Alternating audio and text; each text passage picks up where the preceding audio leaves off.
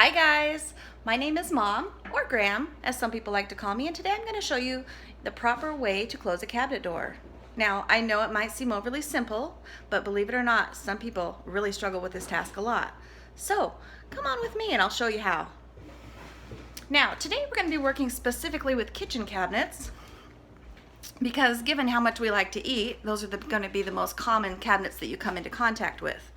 But if you're someone who occasionally needs to use bathroom cabinets or laundry cabinets or even cabinets in the garage or shed, I'm confident that what you learned today will also apply to those less common situations. So, let's get started. Now, in this kitchen, we have two kinds of cabinets. We have the uppers, which, as you can see, open and close on a hinge. The hinge allows the door to open and close. And we have the bottom corner cabinet, which, as you can see, pivots on a center pole here. The whole unit kind of pivots around on that there center pole. So let's say that you just got your breakfast cereal and you need to go to the fridge to get some milk. What you do is you take your hand right here, you apply just a little bit of pressure, and you pivot the entire cabinet so that the door comes back around to the front. See that? Not too hard. Let's try that. Let's try that once more. Take your hand, apply a little bit of pressure, and the door comes back around to the front. Not too hard, right? But the tricky thing about this cabinet is that you have to let go once the door gets around to the front, or else you could catch your fingers in there and potentially break them off. So you have to let go before the door gets all the way closed. Not too hard. Now, the upper cabinet is a little bit different because, as I mentioned before, it's got these little hingy things here, and that is what allows the door to close, but only with a little bit of force from the user. They don't actually close themselves. So, with the upper cabinets, you just take your hand, hold on to this, and push it closed until it stops moving freely. At that point, you'll know that it's as closed as it's going to be, and you can simply walk away with your snack. Let's do that again. You grab hold, you push, push, push, push, push, and then see when it gets to this point, it doesn't move anymore, so you'll know that you've completed the task. Now, the cool thing about the upper cabinets, really cool, is that it has these little knobs right here. These happen to be round, but they could be square, or they could be like actual little handly shapes.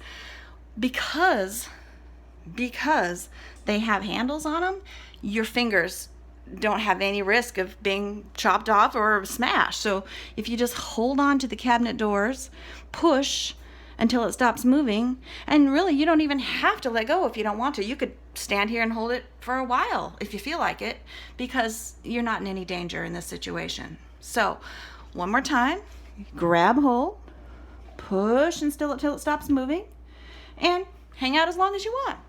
Your job is finished here. So that's pretty much it. I also wanted to share with you some really good reasons for closing the cabinet doors. One of those being with the lower cabinets, you know, your dog, if you leave them open, could get in there and lick your dishes or eat your cereal, and that would just be gross and disappointing.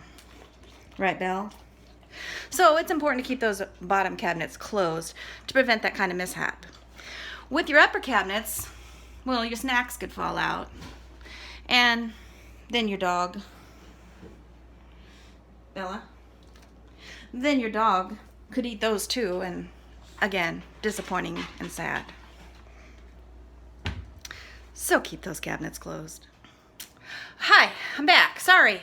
Had to take a quick break to go mow the lawn because, as you might know, it's very hot out there these days, and you can't mow the yard in the heat. You also can't mow the yard in the dark, or at least it's not recommended. So I took a quick break to mow the yard, and I'm back to offer one more compelling reason why you should close those cabinet doors.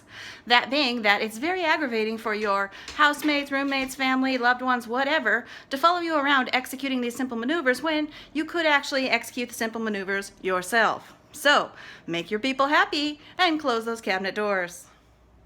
So, that's all for now. Be sure to like, subscribe, and share so that you don't miss my next how-to video about how to clean up your socks and shoes so that they don't get eaten by the RoboVac, or your dog.